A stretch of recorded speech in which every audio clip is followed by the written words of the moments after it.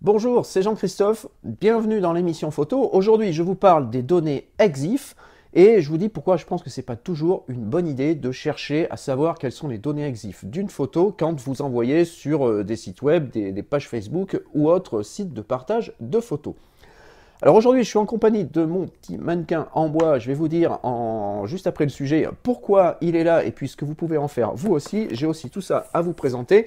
Donc une émission assez riche et aussi un accessoire qui est là dont je vous parle.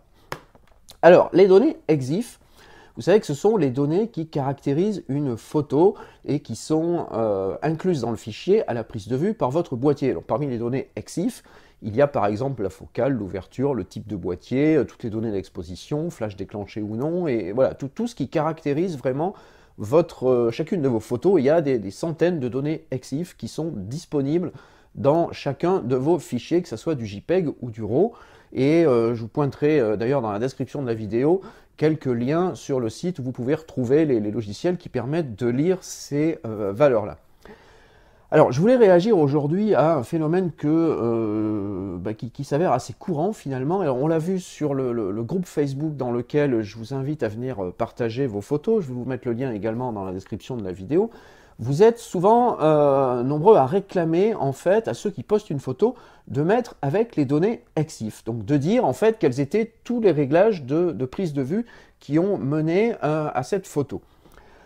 Alors, je vais vous dire pourquoi je considère que ce n'est pas nécessairement une bonne idée de réclamer ces valeurs-là. Et puis, surtout, je vais vous donner quelques solutions donc en fin de sujet.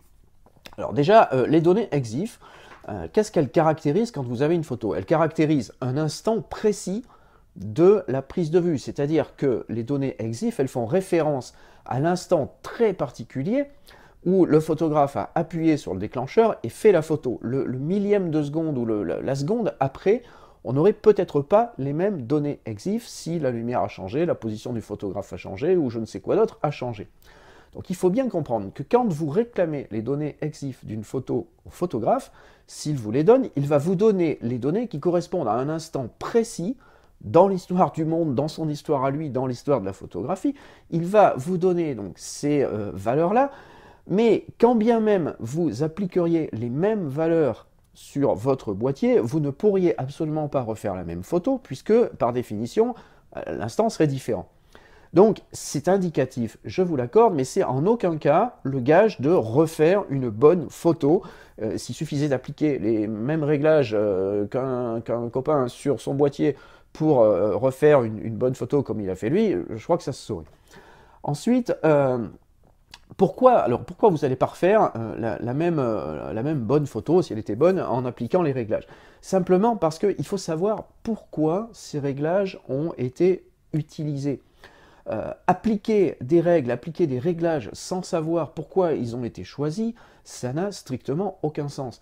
Si je vous dis, hier j'ai fait une bonne photo à f8, 1/250e, 400 ISO avec un 35 mm. Je vous ai donné les données EXIF de la photo. Je ne vous montre pas la photo parce que je ne l'ai pas faite, en fait, mais c'est un exemple. Donc si vous notez ça, une bonne photo, c'est 35 mm, f8, 400 ISO, un 250e. Vous allez appliquer ces réglages sur votre boîtier. Vous allez sortir aujourd'hui, vous allez faire une photo comme ça, vous allez revenir en me disant, finalement, ma photo, elle n'est pas si terrible. Mais c'est normal tout simplement parce que vous n'êtes pas moi déjà, enfin moi ou qui que ce soit d'autre, vous n'avez pas nécessairement le même boîtier, vous n'avez pas nécessairement le même objectif, vous n'avez forcément pas la même lumière et encore moins forcément pas le même sujet. Donc ça ne peut pas fonctionner. Ce qu'il faut chercher à comprendre dans ce cas précis, c'est pourquoi j'ai utilisé telle focale, pourquoi un 35 mm plutôt qu'un 50, plutôt qu'un 200. Pourquoi j'ai utilisé, j'ai dit quoi, l'ouverture f8. Pourquoi j'ai pris une ouverture f8 et pas 2.8, 4, 5, 6, 11 ou 22. Pourquoi j'ai choisi 400 ISO et pas 3200 ISO. Ce qu'il faut vraiment chercher à comprendre quand vous regardez une photo au sens analyser une photo, c'est quelles ont été les conditions de prise de vue qui ont mené à ce résultat-là. Avoir les valeurs, ce n'est que indicatif. C'est comme si je vous disais, je ne sais pas si l'exemple est bon, j'ai beaucoup d'exemples qui ne sont pas bons, mais c'est pas grave. Pour gagner la course de, je sais pas quoi, Formule 1, le pilote machin, il a fait les essais comme ça, et puis il est arrivé premier au bout de, je sais pas comment ils font de tour, 70 tours. Et que vous disiez, ah mais c'était quoi les rapports de boîte de vitesse et c'était quoi la qualité de l'essence qu'il a mis dedans et on s'en fout. C'est pas ça qui a fait qu'il a gagné. C'est quelle a été la vision du pilote pendant sa course, quelle a été la stratégie, et de fait, d'avoir les bons outils et les bons matériaux et les bons réglages au bon moment, ça l'a aidé. Mais avant tout, ce qui va m'importer, si je veux savoir pourquoi il a gagné, c'est quelle était sa stratégie. Donc quand vous regardez la photo de quelqu'un et que vous dites « Ah tiens, cette photo, elle est chouette », eh bien, essayez de comprendre l'idée qui était derrière, quelle était la vision du photographe quand il a fait cette photo-là. Et posez-lui la question, mais dans ce cas-là, ça va être beaucoup plus utile que d'avoir les données EXIF. Peut-être qu'il va vous dire, bah tiens, j'ai fait cette photo-là à 35 mm parce que j'avais dans l'idée de montrer ceci, ceci, cela, parce que la profondeur de champ, parce que je ne sais pas quoi sur mon boîtier, fait que ça correspondait à ce que je voulais faire. Et alors forcément, quand il a dit ça, il vous a donné des valeurs EXIF. Si vous dites 35 mm, c'est une donnée EXIF. Mais ça, vous l'utilisez comme une donnée qui va vous permettre de construire, vous, votre propre stratégie de photographie, et non pas simplement de répliquer et de faire presque le copier-coller, si je peux me permettre l'expression, qui vous permettrait de refaire la même photo. Donc ça fonctionne pas. Et puis, ce que je voulais vous dire également, c'est que si vous n'avez pas l'exact même matériel que la personne qui a fait la photo, eh bien ça va vous servir encore moins à rien, puisque vous ne pourrez pas répliquer les données. Si, je vais prendre un exemple. Si la personne vous dit, voilà, j'ai photographié à 35 mm f8 400 ISO, on va reprendre cet exemple-là. Il avait un plein format avec un objectif 35 mm, qui ouvre à, par exemple, 1.8.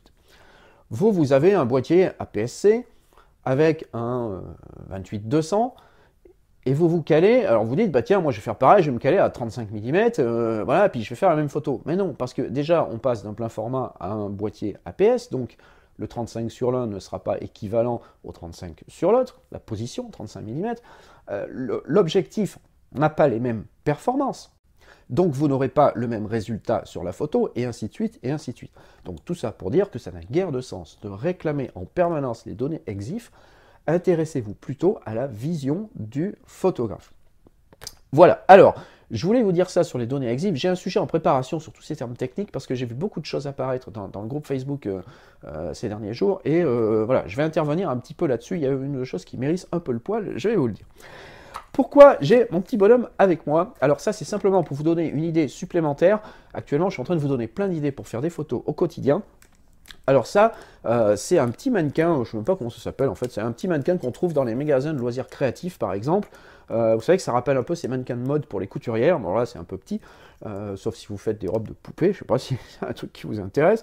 Et alors pourquoi j'ai ça? Parce que c'est un exemple de ce que vous pouvez utiliser pour faire des photos au quotidien. Vous avez peut-être vu qu'on est lancé dans les projets 365 depuis le début de l'année.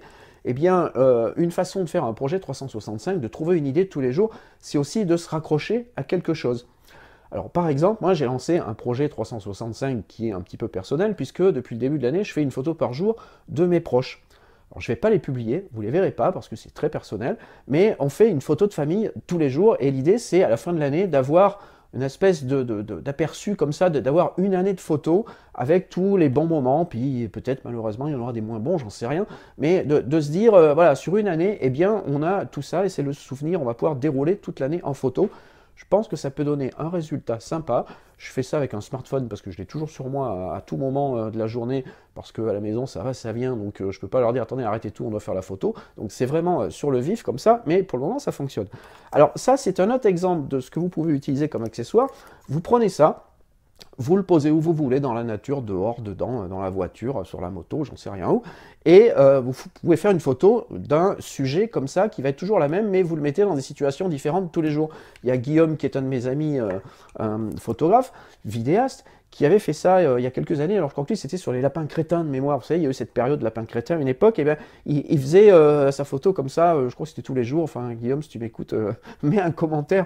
Mais j'avais trouvé l'idée intéressante parce que voilà, on se raccrochait à un petit quelque chose tous les jours. Il y a l'autoportrait qui fonctionne aussi, enfin voilà. Mais bon, bah ça, je l'avais sous le coude, je sais pas si vous l'aviez vu peut-être depuis quelques temps derrière, donc j'ai dit tiens, voilà, un truc à montrer. Donc voilà pour les idées. Alors, je voulais vous montrer des bouquins. J'ai un accessoire dont je vous ai peut-être déjà parlé, je ne sais plus trop, mais on m'a posé la question, donc je vous en parle. C'est la batterie que j'utilise pour alimenter mon smartphone et ma tablette en permanence quand je suis en déplacement. Je ne sais pas si vous êtes comme moi, mais je suis souvent à court de batterie parce que un peu d'Instagram, un peu de Facebook, un peu de machin, un peu de trucs, un peu de photos, les batteries, elles tiennent plus la journée. Donc ça, c'est la batterie que j'utilise. Je vais vous mettre la référence dans la description de la vidéo. C'est un peu gros, c'est un peu lourd, je sais pas, par rapport à un bouquin, tiens, je prends le bouquin du VD500, vous voyez la taille que ça fait à peu près en épaisseur. Mais ça a l'avantage d'assurer au moins 4 à 5 recharges d'iPhone. Donc je peux partir une semaine avec, même si j'ai aucune prise de courant, dans la mesure où elle est chargée, eh bien ça fonctionne, ça charge sur un port USB, c'est hyper pratique, ça tient dans la poche, donc au besoin, je mets le fil et puis je continue à utiliser le smartphone, je filme beaucoup aussi au smartphone, donc ça me permet de continuer à l'utiliser sans avoir de soucis de batterie quand il fait froid et tous ces trucs-là où les batteries sont plus fragiles. Alors, je termine par les bouquins. Donc je vous passe en revue 3 choses. Alors déjà, le guide pratique photo réflexe, je vais bientôt publier sur le site la revue. Mais sachez que c'est le petit bouquin du moment qui se trouve partout dans les librairies, les points presse et autres. Donc pour ceux qui sont les plus débutants là, qui m'écoutent, vous avez là-dedans toutes les infos pour bien choisir votre matériel en début d'année. Ça a été mis à jour, il y avait le même en 2016. Et donc comprendre les réglages, réussir les prises de vue, perfectionner sa technique, j'en passe, et des meilleurs. C'est plutôt bien foutu, voilà, c'est un format un peu magazine, c'est bien illustré, ça coûte pas très cher puisque c'est 15 €. Et voilà, donc ça s'appelle, je vous mets la couverture, le guide pratique photo réflexe édition 2017. Ensuite, un petit carnet.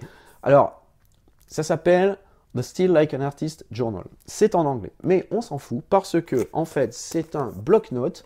J'ai trouvé ça aux États-Unis, en fait. C'est un bloc-notes dans lequel vous allez pouvoir développer votre créativité. Waouh, créativité, il nous en a parlé depuis plusieurs mois. Qu'est-ce qui va encore nous sortir?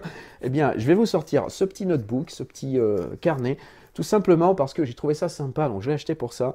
C'est que dedans, il y a plein d'idées qui ne sont pas nécessairement des idées photo, voire même qui ne sont pas des idées photo du tout. Mais la créativité, ça ne passe pas que par la photo. Et vous avez plein de petits sujets, vous voyez, je ne sais pas si ça passe bien. Et vous allez pouvoir, comme ça, prendre plein de notes. Alors ça paraît être des pages vides, mais il n'y a pas que des pages vides, je vous rassure.